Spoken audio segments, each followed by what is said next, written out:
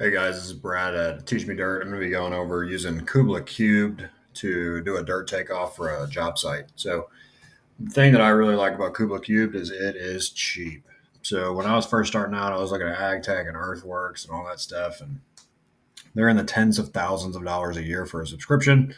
But Kubla Cubed is, I think for 1 year it's like 200 something bucks. And if you just want to buy the outright infinite plan, it's like 500 or 800 bucks. So it's very affordable and it works pretty well. It does about 70% of what the big ones do for an absolute fraction of the cost. So today we're going to be putting in our PDF file. Let's go ahead and use these plans. And we're going to select page 16. So it's going to begin to load in our plans.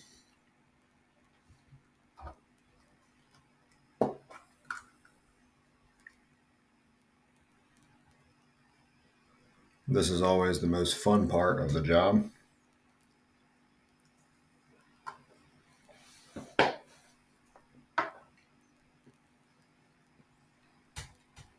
Once the plans get loaded in, it's a little easier to talk about stuff. But if you can see over here, you already have the name for the plans, position and crop. You're able to do all of these different things.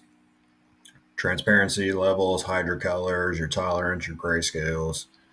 All right, so here's our plans.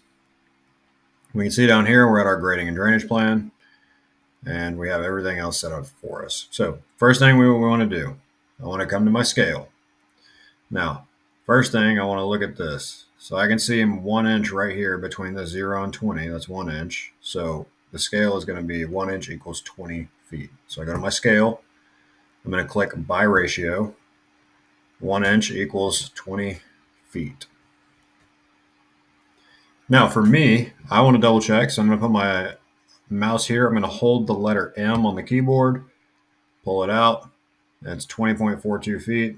It's basically as close as we're going to get. So now this button down here is going to recenter me. Takes me back to my default screen. Once this is done, you can just hit OK. Now you can crop it. So for the sake of the video, I'll crop this one as well. So I'm going to go ahead and come down like this and just crop out all this stuff right here because this is the only things that I need. I don't really need that pipe chart down at the bottom. Hit OK. Now I'm going to click OK.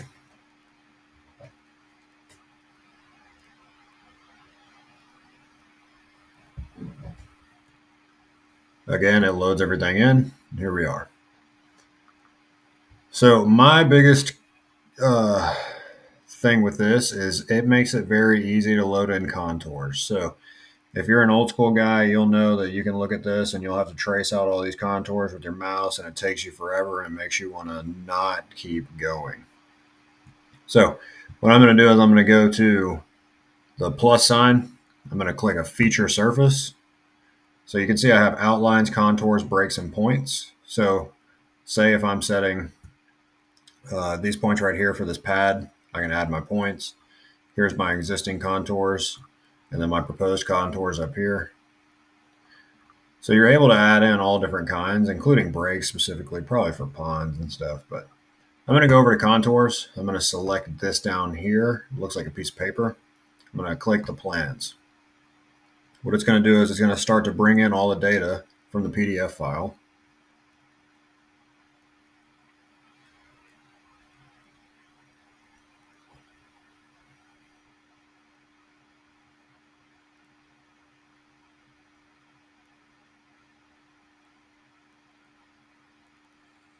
While we're here, please like, subscribe, ask me any questions. Again, I'm always down to help people. If you have any one-off questions, let me know. If you want to sign up for a one-to-one coach or if you need me to actually estimate your job, send me a message. I will happily get it done for you.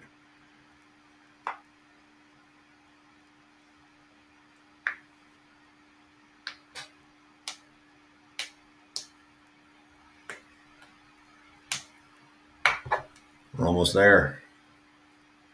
Here we go. All right, so this is what I like about Kubla. So I'm going to zoom in on these existing contours. I'm going to select a new filter. I'm going to select as many of these lines as I can. It's going to start to interpret that data. And now all of my existing contours are plugged in. I didn't have to put in any of them. It was so great. Now I come down here, I click finish. It's probably going to ask me if I want to shorten the line error margin. It's totally fine. No, we didn't even have to. So now what I do is I just scroll in and find my elevation. So I got 329 right here. Click on this, 329. Same thing with all of them. So right here, it looks like 328. Click on the line, 328. We'll do a couple of them and then I'll just fast forward. 327.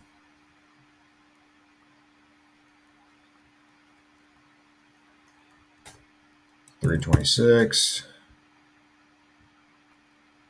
With these, I want to make sure this is checked closed. Any of them that connect together, I want to make sure that they're checked closed. Because if not, it'll read it as a continuous line, and then you'll have a giant spillway in that line that it's going to try and interpret from. So just always make sure on your fully connected circles, they are clicking the closed. So right here, it looks like there's a break, and then it ties back into this line right here. You see how these are all highlighting a little bit different? Oh, no, it doesn't. So we just clean these up.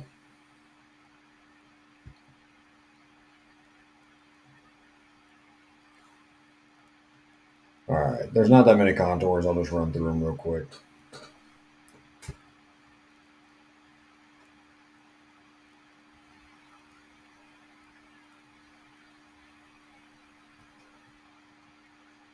So this is 324, done.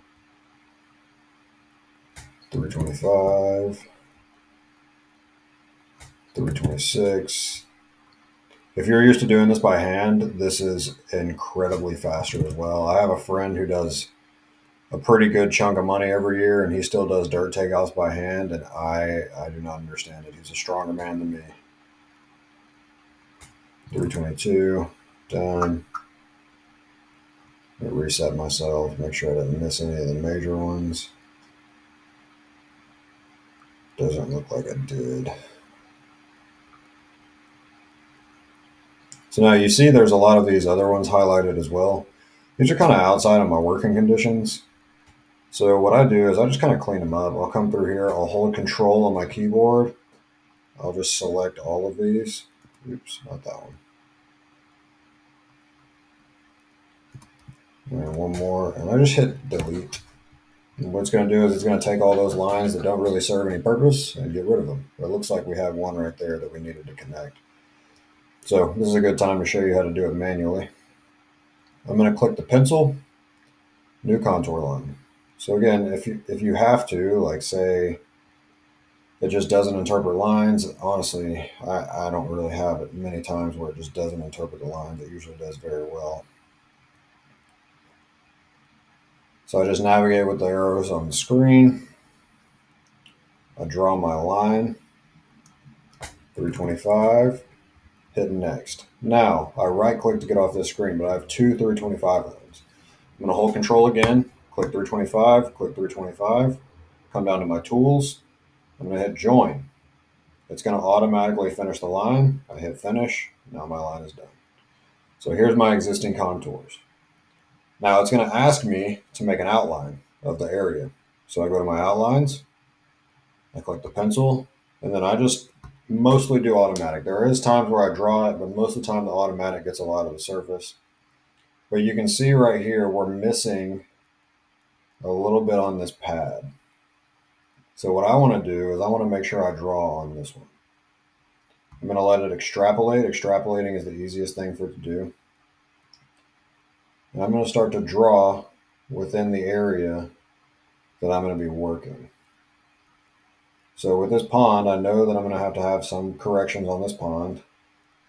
And this roadway, there is a little bit of it getting torn out. So I'm going to go ahead and just make sure that I go all the way around this road. Try and get as much of the contours in there. I'm not going to be working on this corner, so I'm just going to do this area right here. Then next, there's my outline. I can exit out of this, hit OK, and it's going to start to do a little bit of the calculations. So now you can see over here, here's my levels. So the darker I get, the lower the level, the lighter the level, the higher. So this is my lowest, this is my highest. Everything's pushing out this way. So now, on this job, we have to do some stripping. So I'm going to come down here and I'm going to add proposed to. I'm going to right click and rename. I'm going to put stripping. And then I know there's a building pad right here. So I'm going to go ahead and add another and rename this to building pad. And then this is going to be my proposed contours. So let's do the stripping first. So I'm going to click my plus sign again. And you can see I have all of these options now. I have berms, trenches, raises, reduces, and then in my elevations, I have platforms, slopes, paths, feature surface, and triangles. Building pads right here under platforms. But again, I'm trying to do a topsoil strip, which is going to be my reduce. I'm going to click topsoil strip reduce. And again, I'm just going to work within the area that I'm going to be adding everything to. So I'm probably not going to have to strip anything down here, but there are contours, so I put it in there. So what I'm going to do is I'm going to click. I'm going to come out to here, come out to here. This is the roadway. I'm not going to be stripping out the roadway. There is a little bit of demo, but it's not enough to really be super bothersome. Again, I see a contour out here, so I'm going to go ahead and go out to there. Let me hit my corners. Again, it has auto recovery. That's so helpful because there are times that my computer just does not want to work. Whenever I'm finished, I right click, I hit finish. And now when I hit OK, it's going to start to calculate.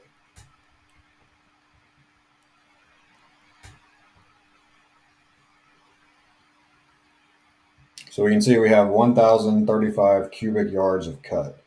Now, my depth is at 12 inches. I'm only going to strip off about 6 inches. So when I do that, you'll see my yardage change over here.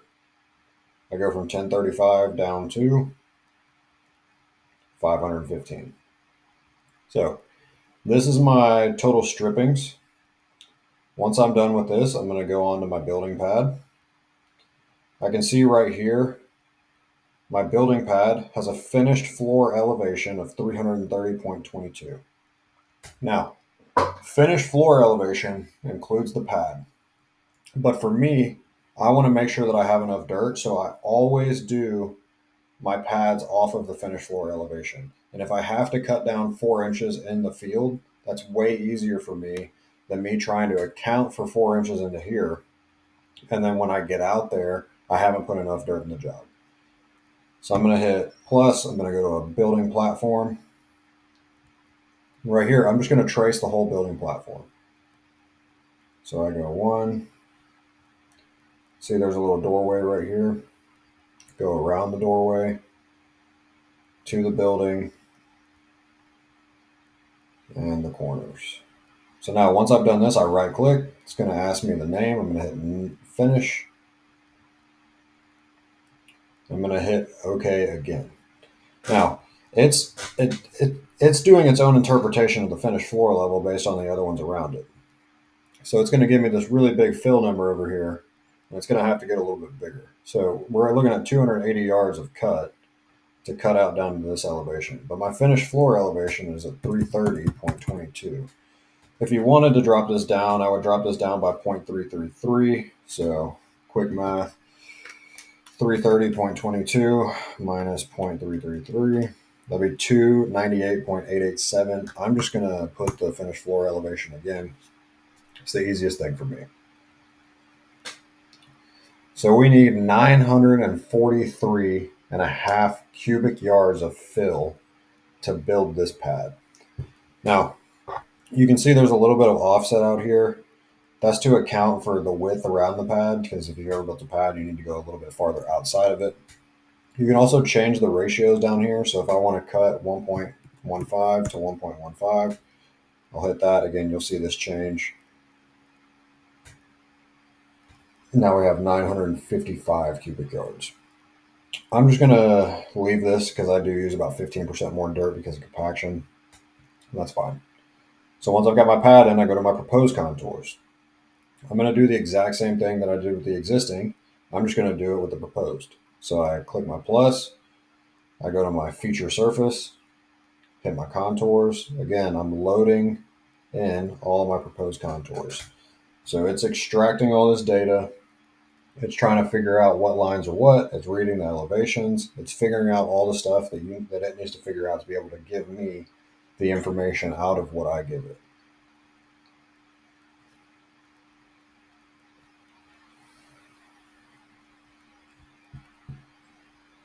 Also, while we're here, sorry about my hiatus. I have bid 31 jobs in 14 days. It has been an absolute hectic time. That's both for my company and for the companies that I bid for. Um, I've just been super busy. I'm sorry about this. I try to get you guys as much content as I can, as often as possible, because I want to see everyone succeeding in this business.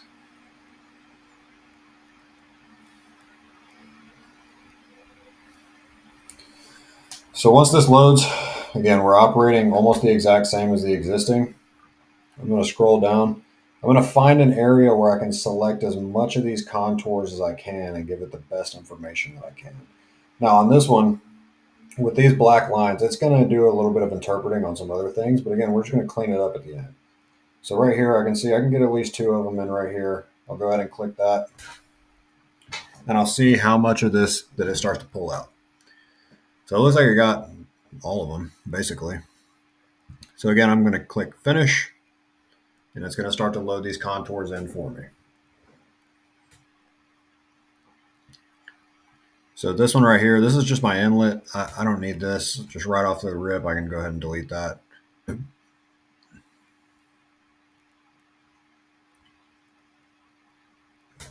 329.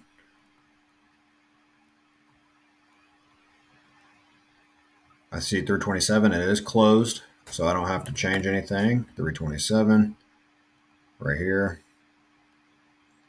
Change this to 328. And when you're looking at holes like this and you have an inlet, the inlet's always going to be at the bottom. So you know that these are going to be increasing. So this line is 329.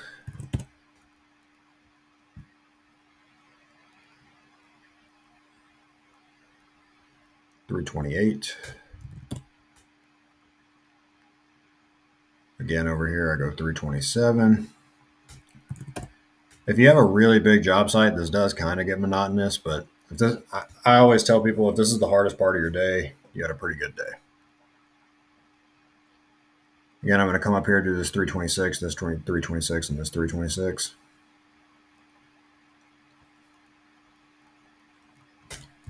Again, I'm double checking that these are closed, making sure these open ones are not closed. And I got one more 326.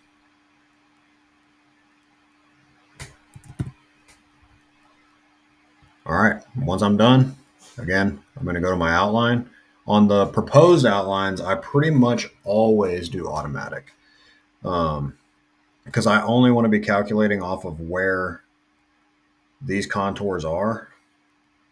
And you can see it's going to go through this area, which isn't really that big of a deal. It's just connecting from point to point. This is fine. I'm going to hit OK. Hit OK again. This is where all the fun begins. So it starts to calculate based off of the ground levels, plus the pad, plus the strippings, all that stuff. It's going to tell me how much I got to cut, how much I got to fill, what my net volumes are.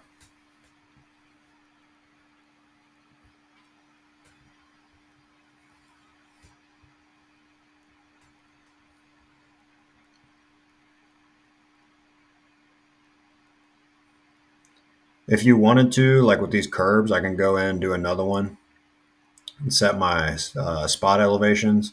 So I'd come in here, put my top of curb at 327.03, 327.2, all that kind of stuff. Run through, hit up all these corners. That would get me a little bit more accurate. I typically just figure that off of how much sidewalk or concrete paving that I have to do. I don't try to do it within my dirt takeoff a lot of the times because I just want to know the dirt that's going to be moved for the specifics of this area. All right, so again, we've got our ground levels. Now we've got our proposed differences. So we have up to 5.72 feet of fill down to 1.22 feet of cut. So I can see my cut volume It's going to be 363 cubic yards. That's counting my strippings, that's counting the on-site, all that stuff. My fill volume is going to be 960.34 cubic yards. Most of this is going to be coming off of this pad. Most of the fill is going to be to the outside. So with my existing height, so we're at 330.22 for this pad. If I zoom in and I look at this contour down here, I'm at 328. It's 329, 327, 326, 325. So all this fill can probably be come off of this. Now, what I need to pay attention to is I can't use topsoil for fill. I also might have to redistribute this topsoil. So depending on the plans, I might have to strip and stockpile, put everything off to the side. And then when all this stuff is cleared back up, I can push out those strippings again, kind of line everything up. If you have a page for sod, typically they want you to redistribute the topsoil and then lay the sod on top, or they want you to bring in new topsoil. It really just depends on the plans. So this is going to be my easiest thing. What I typically do is I'll go to File, I'll hit Create Report, I'll go to Estimation. It's going to start to generate me a new report.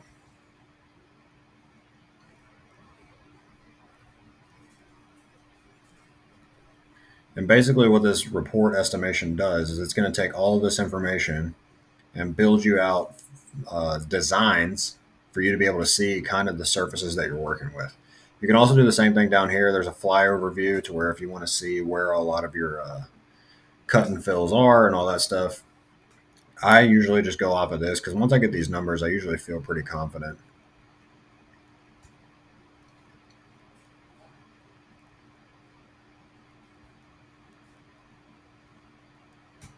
So again, here's our designs.